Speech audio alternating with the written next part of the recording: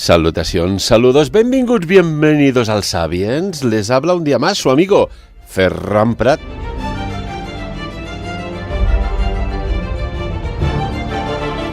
Supongo que os sentís como yo, ¿no? Cada vez que pones un poco de carburante a tu coche, a tu furgoneta, a tu camión, a tu autobús. ¡Wow! ¡Cómo quema todo! Y parece que esto solo ha hecho que empezar. Pero bueno, esto es mi opinión. Vamos a saludar a nuestro analista en tareas multitemas, como es Xavi Cerro. Xavi, buen día, buenos días, ¿cómo estás? Buenos días a todos, que ya es mucho. Xavi, tenemos muchos temas que tratar, pero bueno, antes que nada, has venido caminando, ¿no? Siempre. Menos mal. ¿Puedo?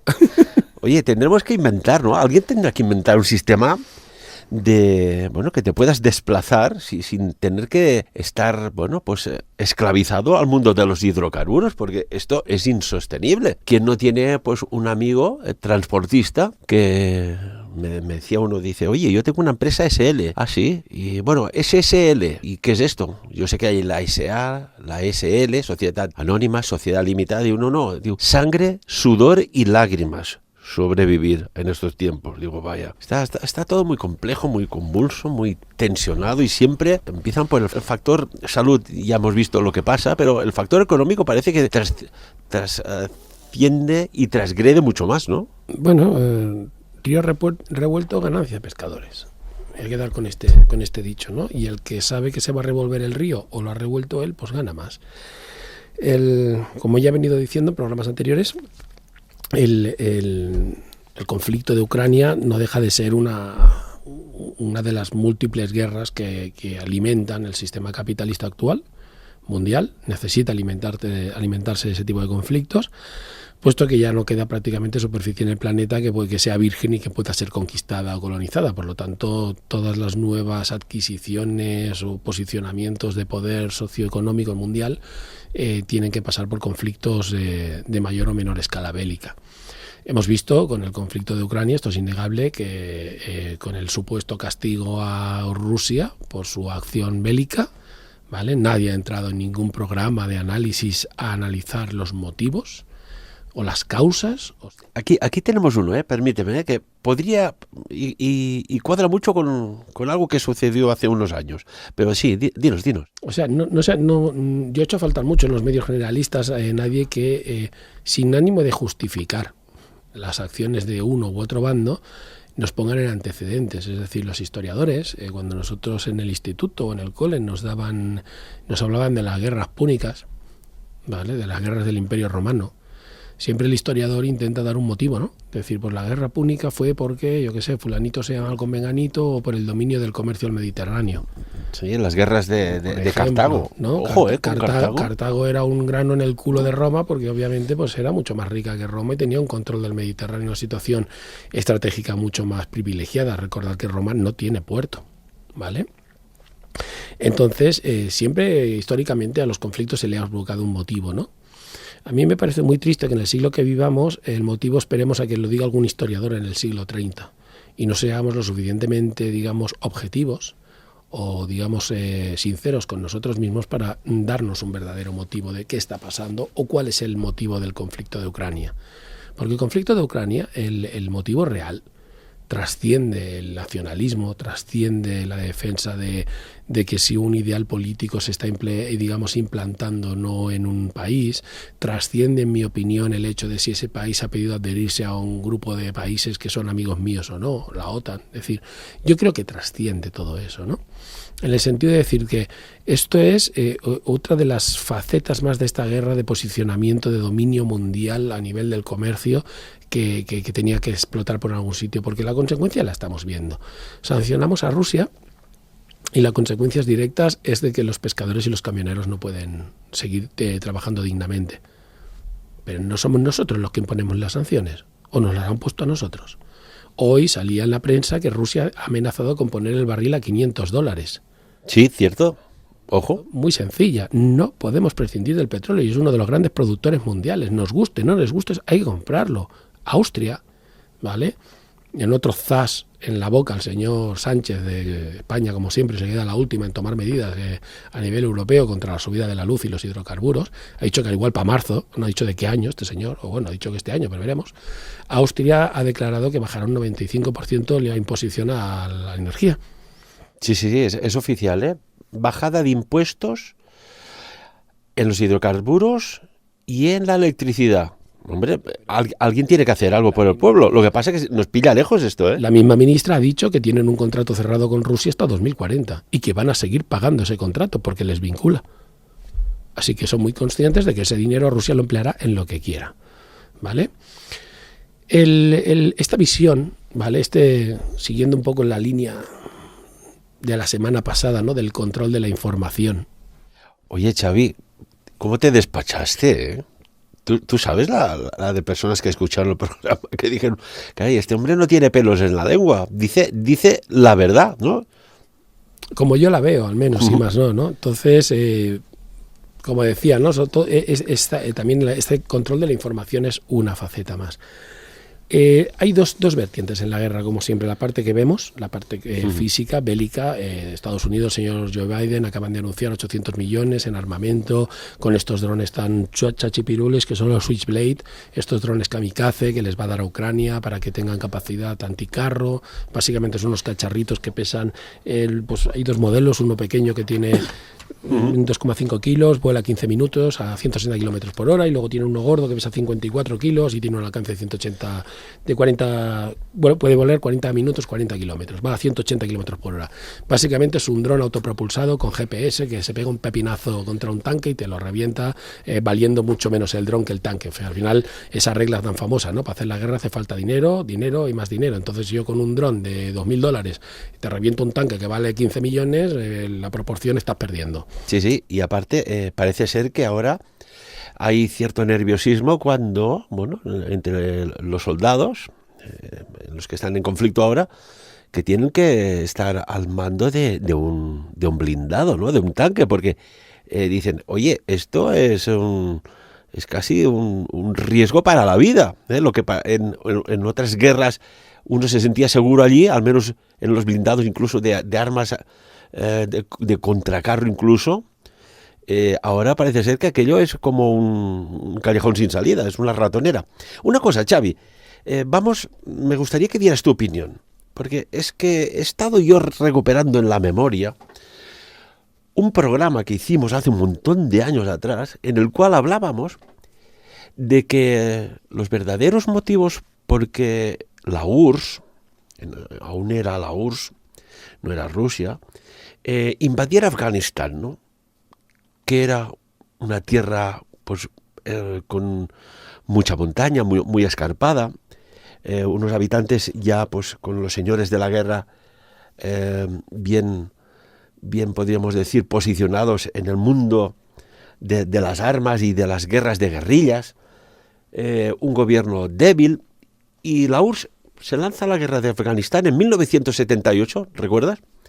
Y hasta 1992 se retiran porque no pudieron hacer nada. Y dices, ¿pero por qué se puso la URSS a invadir Afganistán? Pero se sabía que tenía unos yacimientos de litio espectaculares. Y fíjate tú qué coincidencia que Ucrania es uno de los posibles, y lo digo posibles, pero afirmándolo, mayores proveedores de litio del planeta. Aparte de los cereales, con esta historia de los cereales que nos están vendiendo. Claro, tienen las mayores reservas de óxido de litio, es decir, elemento fundamental para toda tecnología presente y futura. Oye, qué extraña coincidencia. Yo, Xavi, siempre te lo digo. Y a los amigos oyentes, no creo yo un mundo de casualidades, sino de causalidades. ¿Y si fuera este uno de los motivos de la invasión? Es, pero no es. Nadie se pega por un cacho desierto. No fastidies. Nadie manda tropas, ni mata personas, ni deja que te maten soldados por un cacho desierto inútil y estéril. Eso es obvio. Es decir, cuando tú haces una invasión es porque quieres los recursos que hay ahí. Como tú decías, los tanques ya están obsoletos. Un tanque es un arma que no se ha mejorado significativamente desde los años 80. Los tanques actuales, incluido el Abrams M1, que es uno de los tanques más modernos norteamericanos, está basado en modelos de los 80. Los tanques rusos son derivaciones de los modelos del 70 y pico, 80 también, incluso los tanques chinos. ¿Por qué? Porque ese arma está obsoleta. El coste que tiene, hoy día el mejor tanque considerado del mundo es el israelí Merkava, está costando una cantidad de decenas de millones de dólares bestial. Merkava, como la meditación Merkava ya. Sí, se llama así, correcto. Bueno. Y obviamente ese tanque vale una cantidad de millones espectacular. Que te lo puedan reventar con un misil de $1.500 no sale a cuenta. No sale a cuenta. Por lo tanto, esas armas están obsoletas. Las tengo ahí almacenadas y las voy a usar porque básicamente, si me las quitan del medio, tampoco me hacen un gran daño. Así no tengo que mantenerlas. Es decir, puedo sacrificar los tanques. ¿Vale? Pero formar a la tripulación de un tanque y mantener ese tanque es muy caro. Si no, mira el ejército español, que tiene los tanques inmovilizados porque no puede moverlos, no tiene para tantos rotos. Sí, es verdad. Mirar los informes por ahí, buscar en la prensa. Entonces, la guerra ha evolucionado. Dice, se ha estancado la guerra. Las narices se ha estancado. Se ha puesto el tablero está dispuesto. Ahora las piezas están posicionadas. Ahora toca experimentar. ¿Qué noticia acompaña a la de los drones norteamericanos que ya se utilizaron previamente en conflictos anteriores? Si no me equivoco, se utilizaron en Afganistán precisamente, país que acabas de mencionar, estos drones, hechos por una empresa que tiene una contrata de la NASA y que, por cierto, fue el que hizo el vehículo volador en Marte. Ese vehículo autónomo que ha estado dando vueltas volando por Marte, es la misma empresa que ha hecho estos drones. Bien. ¿Cómo contestan los rusos a esta aportación de tecnología? Muy fácil, utilizando misiles hipersónicos. Antes de explicar lo que es un misil hipersónico, que esa noticia también ha salido, los M47 Kinsai, ¿vale?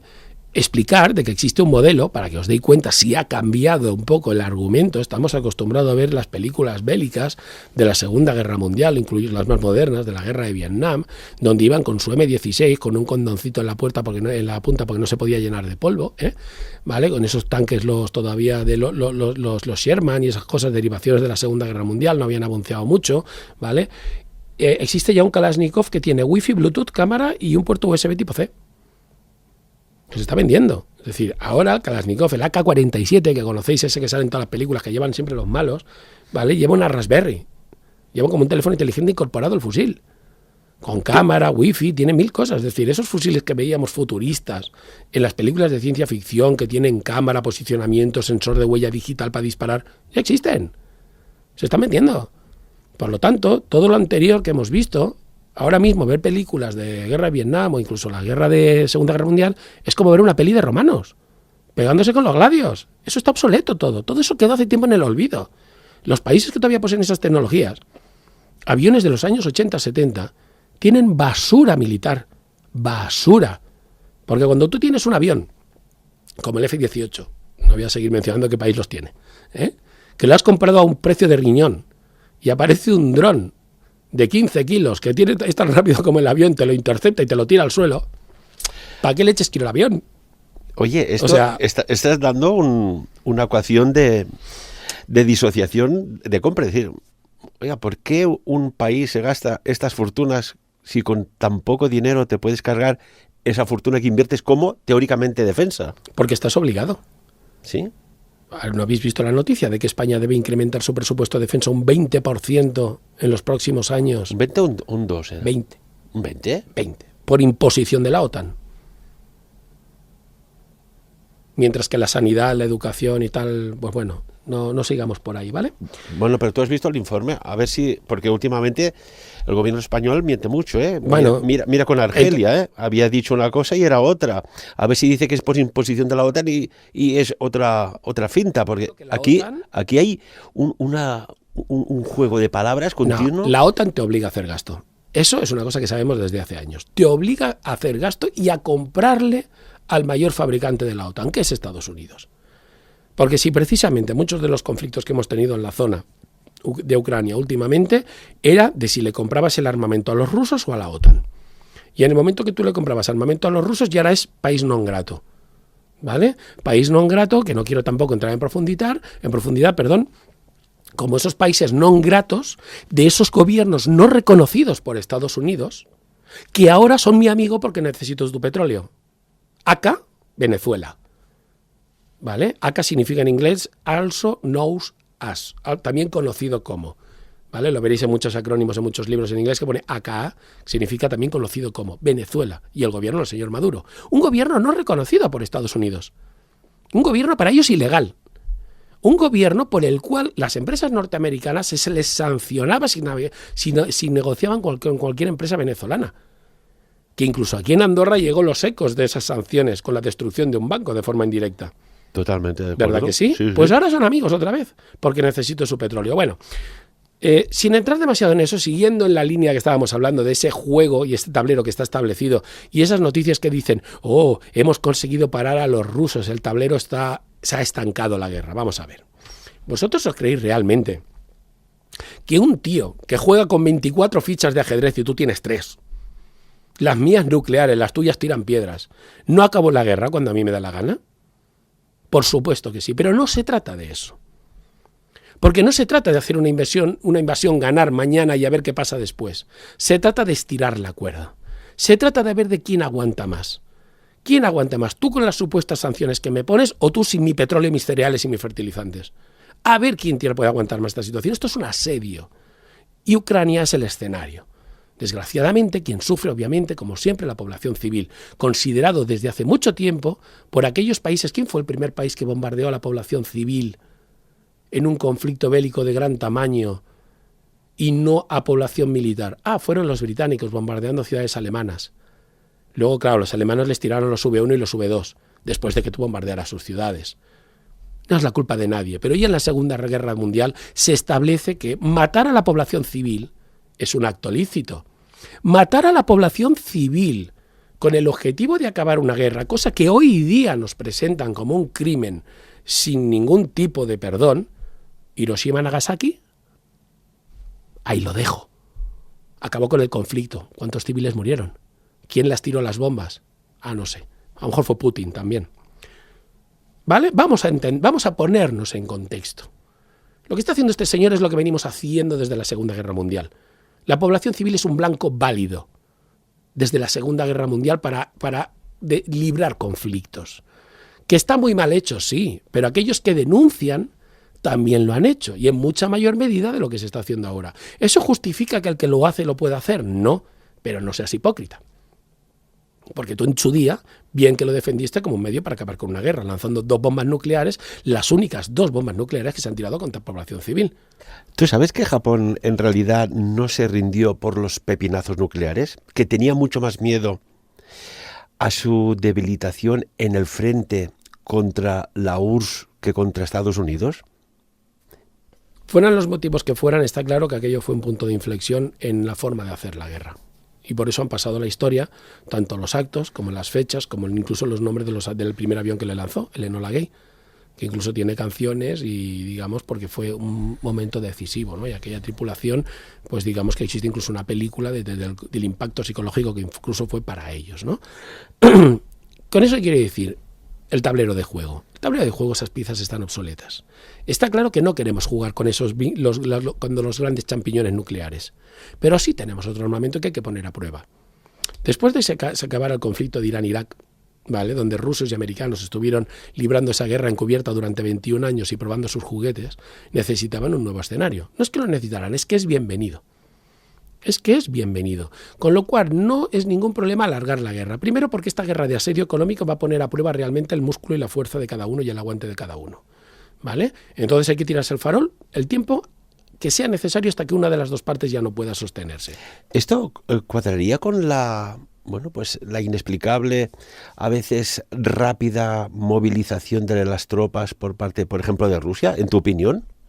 Bueno, justifica el hecho de que no hay una intención clara, en mi opinión, de haber un plan de invasión. Es decir, si cualquier general, lo tuviéramos aquí en antena, nos diría, como muchos ya se han pronunciado, de que no existe realmente un verdadero plan de invasión.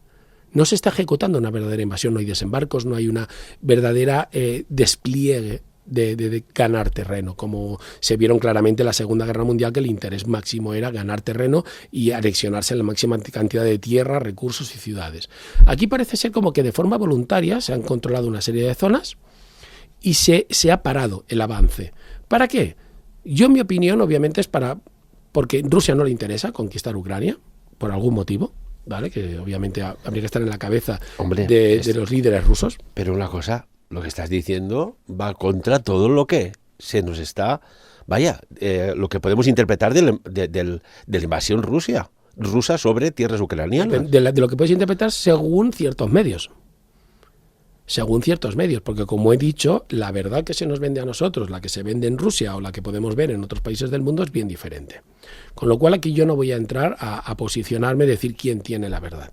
Yo veo los hechos. Veo que uno de los ejércitos más grandes del planeta, no parece tener una verdad, con todo el poderío que tiene, si hubiera querido resolver la guerra ya está resuelta. Incluso yéndose a medidas más drásticas, que no se están tomando. Entonces, ¿no podría ser, Xavi, que se había, bueno, pues desde los servicios de inteligencia, los altos mandos, se había, y esto ha pasado en muchas batallas, en muchas guerras, infravalorado la capacidad de resistencia de los hombres, de los soldados ucranianos? Porque recordemos que en su ADN corre mucha dolor, mucha injusticia, y además son cosacos.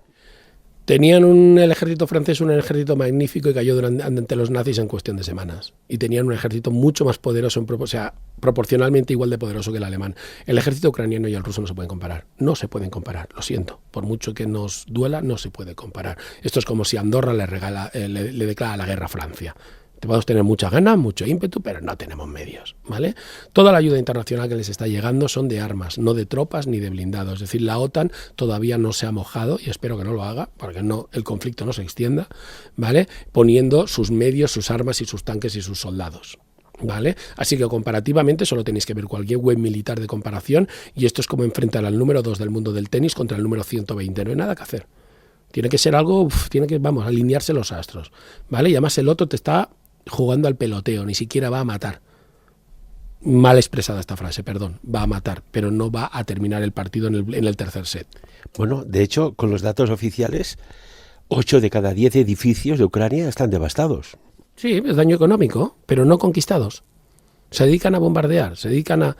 No sé, de verdad, no lo estoy justificando, no me malinterpretéis.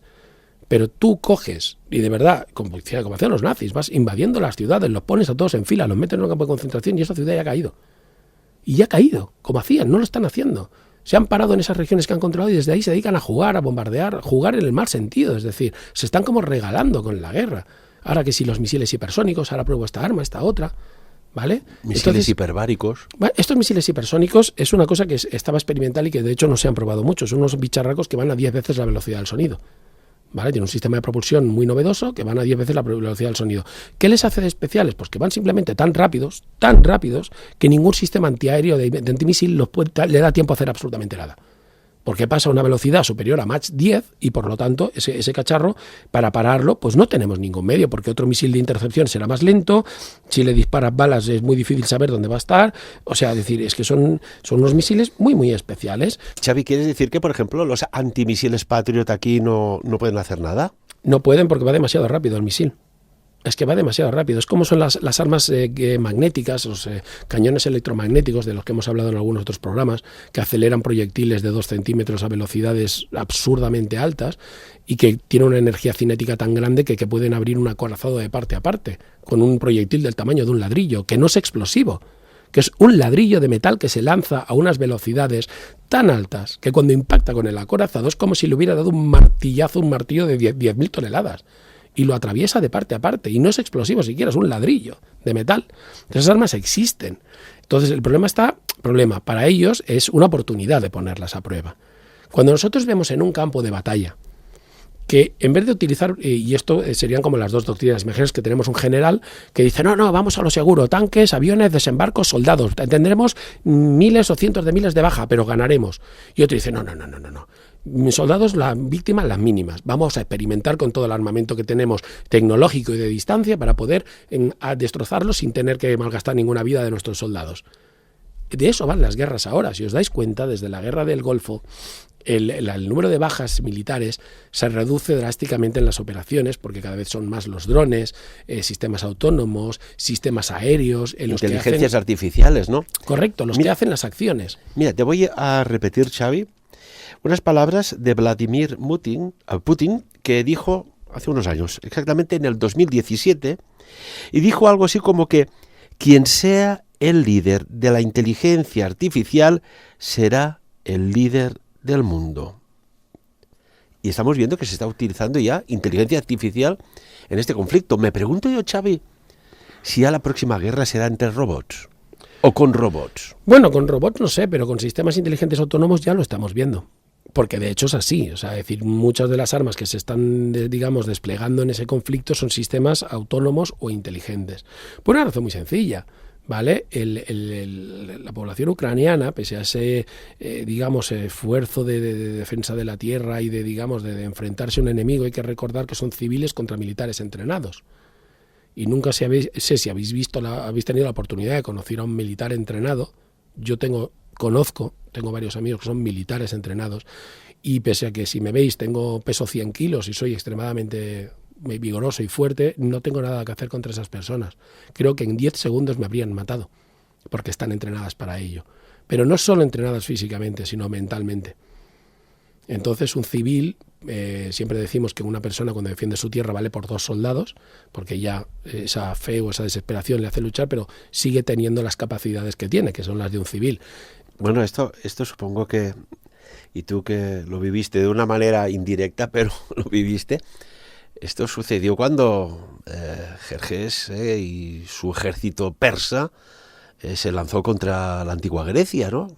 Sí, pero da la casualidad de que el ejército ese que se hizo tan famoso, los 300, eran las tropas profesionales más profesionales que habían en la zona, es decir, se enfrentó contra los boinas verdes, no eran desgraciados. Sí que habían miles de griegos más con esos 300 espartanos, que habían miles más, que eran alfareros y carpinteros y, digamos, levas de población civil, pero es que esos 300 eran soldados profesionales, nacidos, criados y entrenados para matar. Y los esclavos persas, que eran esclavos, no podían hacer nada, ni por fueran miles, contra esos 300 soldados. Entonces, lo que hay que entender es que el estamento militar, ¿vale? Y esto es una realidad de nuestro mundo que tenéis que tener muy clara, los soldados profesionales tienen unas capacidades que no tenemos la población civil, no las tenemos.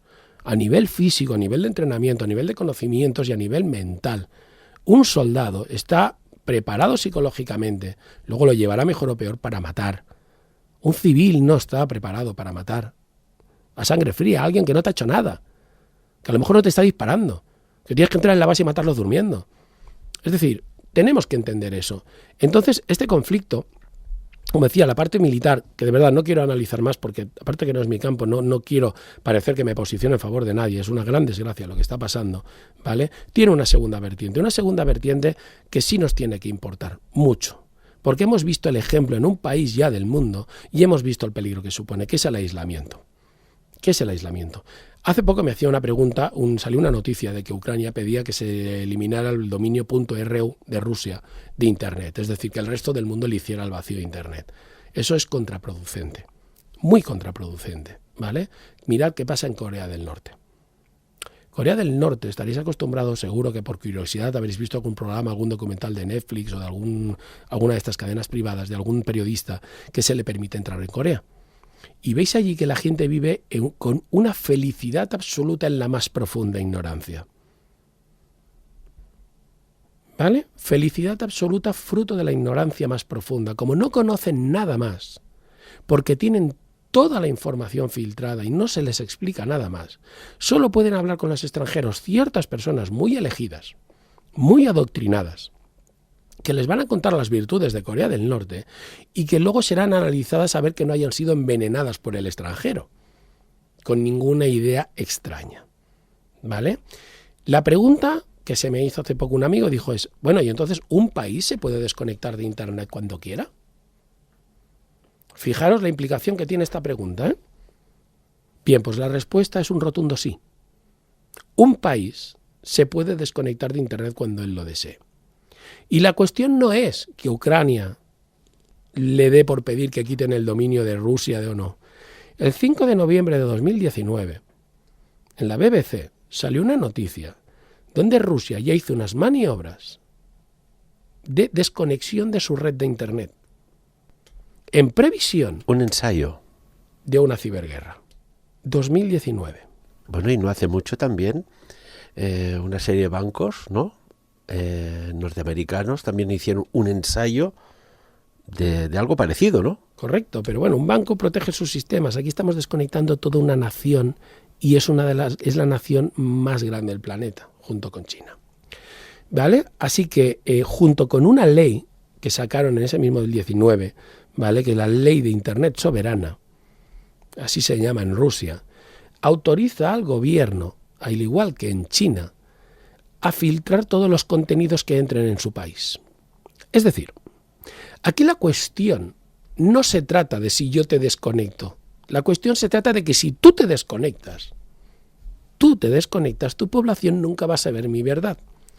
Independientemente, que no quiero entrar en el juego de decir si la verdad de Occidente, de la OTAN y Estados Unidos es más válida que la de unos o de otros, está claro que si una cosa abogamos nosotros desde esta plataforma, en este programa, es de que solo si tienes diversa información de diferente polaridad, puedes llegar a empezar a pensar en ella y sacar tu propia conclusión de dónde puede encontrarse la verdad. Yo te digo blanco, el otro te dice negro, el otro te dice gris y el otro azul. Y dices, pues a lo mejor es un tono de gris perla con motas azuladas. Pero si solo conoces el gris, es tu verdad. Y ya hemos visto qué pasa en Corea del Norte. Así que el problema no se trata de que nosotros queramos hacerle el vacío en Internet a Rusia, es que nos tiene que preocupar muy mucho de que Rusia cierre su Internet al mundo. Porque entonces, esas manifestaciones que ahora aplaudimos, como aquella periodista que afortunadamente no la han encerrado, solo la han sancionado, aquella periodista que salió en la televisión pública con la pancarta contra la guerra, parece ser que para no ser demasiado criticados no la han metido en la cárcel, solo la han sancionado económicamente. ¿Vale? Y esas personas que han detenido en la Plaza Roja de Moscú, esas 1.800 personas que salían detenidas, simplemente no existirán porque no conocerán ninguna otra verdad. Eso es lo que nos tiene que preocupar, pero no solo en su lado, en el nuestro. Es decir, la libertad de información, la libertad de expresión, señores, se está muriendo. Desde el momento que los países, todos los países, aquí hablamos de Rusia, pero es que esa ley también existe en Europa y en Estados Unidos, donde el gobierno puede censurar ciertos contenidos para que no sean accesibles por su población porque los considera, ¿quién los considera? ¿Nocivos? Bueno, esto se ha visto mucho, depende qué tipo de información pues se manifestaba recientemente, aún sigue pasando en las redes sociales, en estos canales de difusión de vídeos masivos, que había sobre un tema de salud una censura espectacular, ¿no? Y una cuestión, hay un tanto de polémica, porque parece ser que Ucrania está utilizando una tecnología basada en inteligencia artificial, que es Clearview AI, ¿no? De inteligencia artificial, que allí hay una base de datos de 10.000 millones de fotografías de caras, es decir, de rostros, y que en cierta medida este uso está cuestionado incluso por la Unión Europea, ¿no? Porque claro, toda fotografía tuya, de tu amigo, de tu vecino, de tu familiar, etcétera, en algún sitio está con tu nombre y se está utilizando para reconocer posibles infiltrados rusos en Ucrania. O sea, el tema de la inteligencia artificial va... Bueno, sin ponernos en la peli de espías, ¿vale? Saliendo un poco de la peli de espías, esa tecnología se está utilizando comercialmente desde hace muchísimo tiempo. Pero ¿dónde se está utilizando? En el supermercado donde vais a comprar. Así os lo digo. ¿Para qué? El otro día estaba hablando con una persona que se dedica, digamos, a las campañas comerciales y utilizan los sistemas de videovigilancia de los supermercados para hacer un seguimiento de las personas dentro del supermercado para ver en qué estanterías se detiene, qué productos evalúa, cuáles se queda mirando, de cuáles pasa de largo, para estudiar posición idónea de los productos en promoción, cuáles son los intereses de mis compradores, cuáles son las estanterías que más llaman la atención, las que menos, qué productos, etc., etc. Y eso ya se está utilizando, porque la cámara necesita saber que esa persona le tengo que seguir yo por las 20 o 30 cámaras del supermercado y la tengo que reconocer para saber que es esa persona, ¿vale? Si va acompañada de niños y cuando pasan por las secciones de cosas de niños, ¿qué es lo que el niño le tira de la mano a la mamá para decir cómprame? Se están utilizando también, Xavi, para evitar los hurtos, en el sentido de que, no sé, pregunto, si hay una persona que ya había robado, había furtado algo de cualquier sitio y está en una base de datos y entra en un supermercado, puede ser seguido, monitorizado, Xavi. A ver, la cuestión es de que, como siempre, y es una cosa que siempre hemos dicho también aquí en el programa, la tecnología avanza mucho más rápido que sus regulaciones. ¿Vale? Entonces, está muy claro que la ley europea nos protege nuestros derechos de imagen. ¿Vale? De hecho, pues hemos visto personas que han tenido problemas para cerrar sus perfiles en alguna de las plataformas de redes sociales porque era muy difícil. La persona había fallecido y aún así no se podían quitar las fotos a lo mejor que habían allí subidas. Gente que ha encontrado sus fotografías subidas en campañas comerciales en el otro extremo del planeta y se ha visto allí haciendo de modelo anunciando alguna cosa, ¿vale? Porque no leemos la letra pequeña y miramos que la propiedad intelectual de las fotografías que subimos a ciertas redes sociales no nos pertenece a nosotros sino a la red social. Esas cositas que hacemos por no leer. ¿Vale? Pero la cuestión es de, como decía, no hay regulación. Si tú entras en un sitio que está videovigilado, ¿vale? ¿Qué dice la ley sobre los derechos de tu imagen? ¿Cuánto tiempo deben almacenarse? ¿Pueden tener un tratamiento posterior o no? ¿O se deben utilizar solo con fines de garantizar la seguridad? ¿Qué entendemos por seguridad? ¿La del establecimiento por si le hurto, como dices? ¿O la seguridad mía por si me hacen algo o ocurre algo? Todo eso es un terreno gris, muy gris. Entonces, ¿qué pasa? La tecnología está ahí. El poner un software de reconocimiento facial es comprar la licencia. Una gran cadena, imaginaos la que queráis, de supermercados a nivel europeo o nacional, puede tener muchísimo interés en analizar el comportamiento de sus clientes dentro de sus establecimientos y ver por dónde se mueven, por qué plantas hay más gente, qué plantas menos.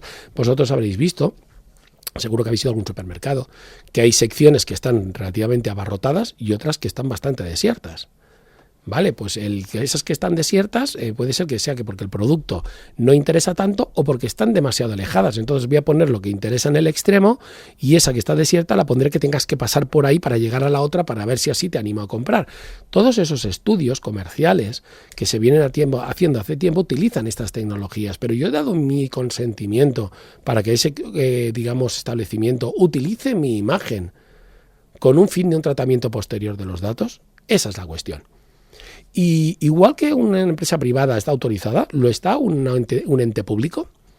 Las cámaras que hay en las calles, en los parques, ¿autoriza al ente público a tratar esa información a posteriori para sacar información más allá que el hecho de que la cámara supuestamente está por un tema de control de la seguridad, por si me roban, poder identificar al ladrón, si yo agredo a alguien, que haya unas pruebas, si un señor me atropella, que vean que estaba en el paso de cebra y no pasando por donde no toca, como dice el conductor? Más allá de eso, ¿qué ley regula el trato de esos datos?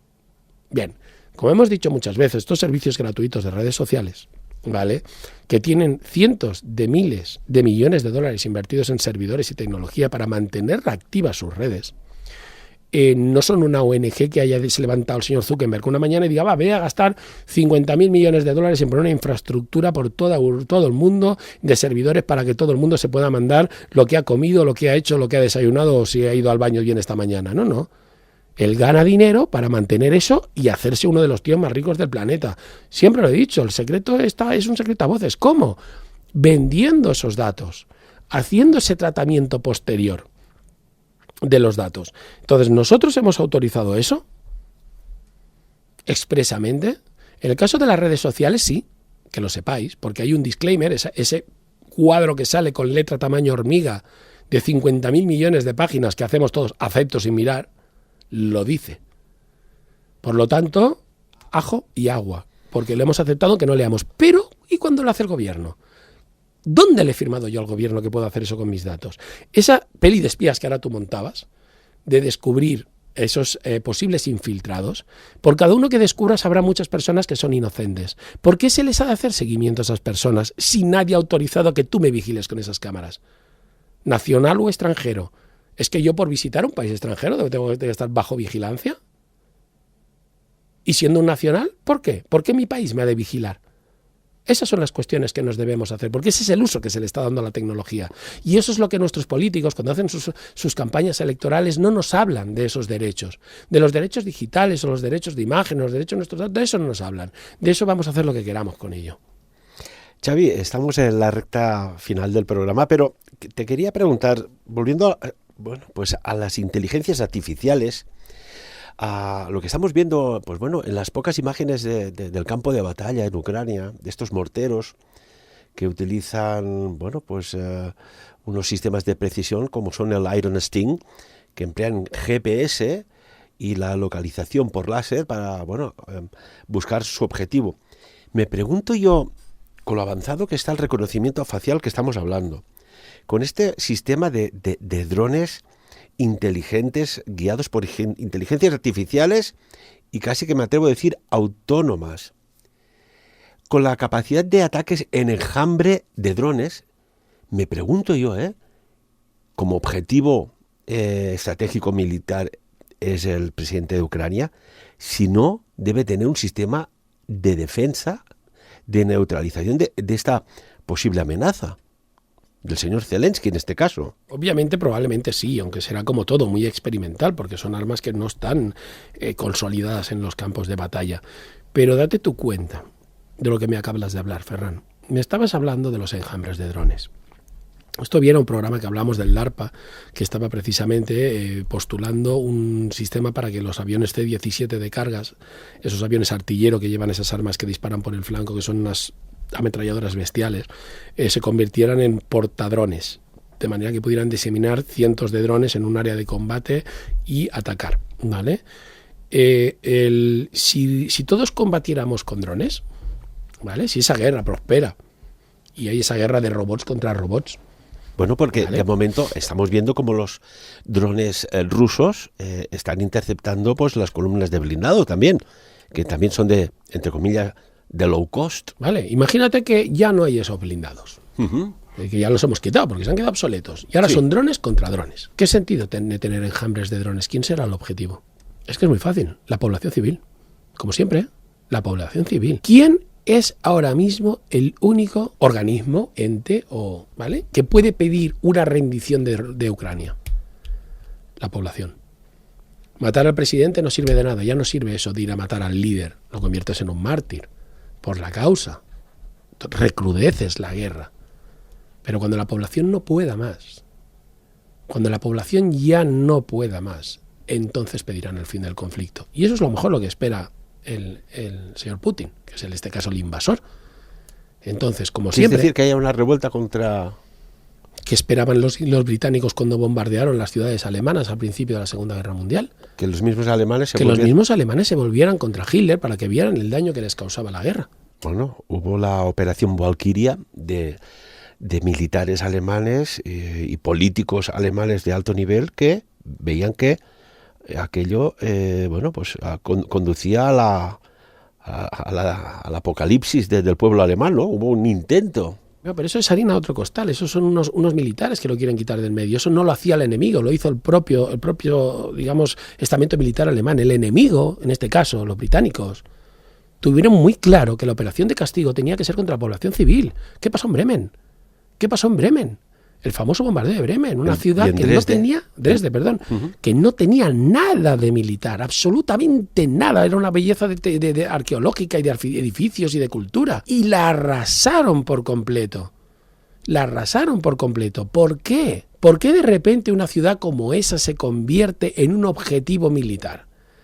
Y la población civil es la que lo sufre. Porque descubrimos en la Segunda Guerra Mundial, redescubrimos, porque en todas las guerras anteriores la población civil siempre se ha llevado la peor parte, con las invasiones, los saqueos, las violaciones y demás, ¿vale?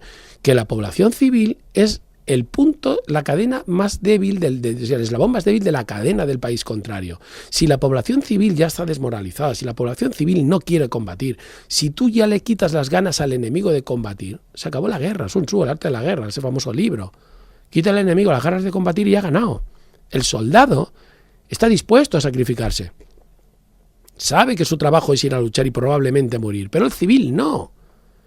El civil, el anciano, la madre, los niños que están en su casa, esos no tienen culpa ni están preparados para morir. Porque ellos no han hecho nada, ni tienen por qué concienciarse para morir. ¿En nombre de qué? Porque lo más importante de todo es ¿en nombre de qué?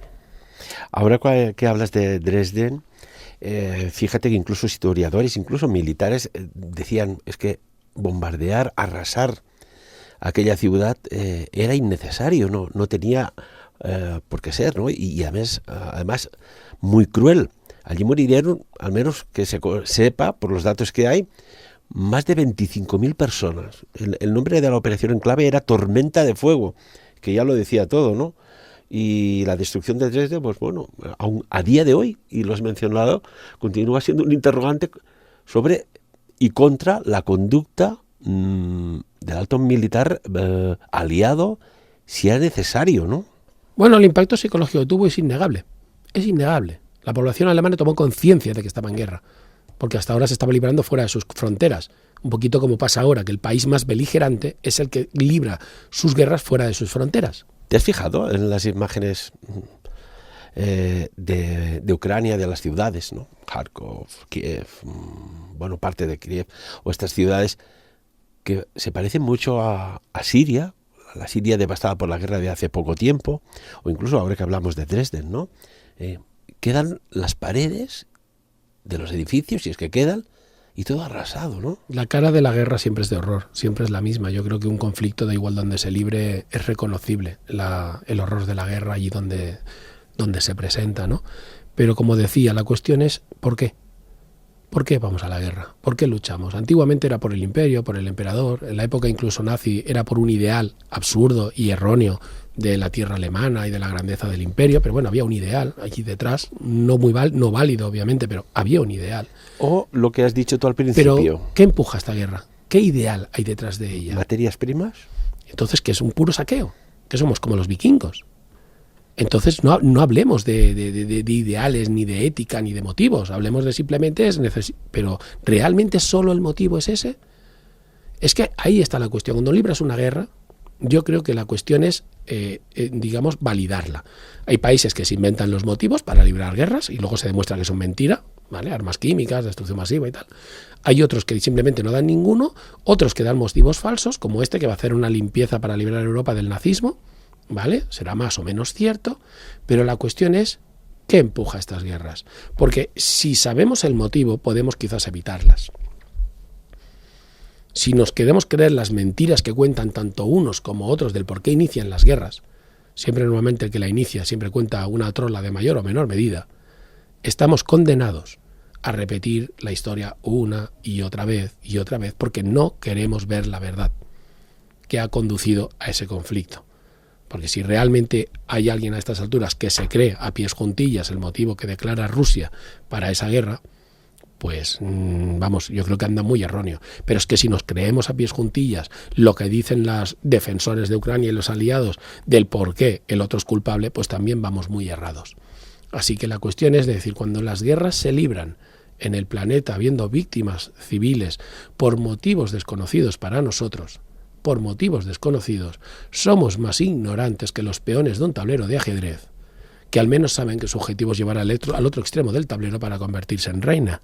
Nosotros no sabemos ni para dónde nos llevan, ni por qué, ni para qué. Y eso es lo triste de la situación, de que sufrimos, tanto los que están allí desgraciadamente y todos los ucranianos, más lo que los vemos desde aquí, que sabemos que nos podría tocar a nosotros, y somos empáticos con el sufrimiento humano, pero no sabemos por qué, y eso es lo que duele.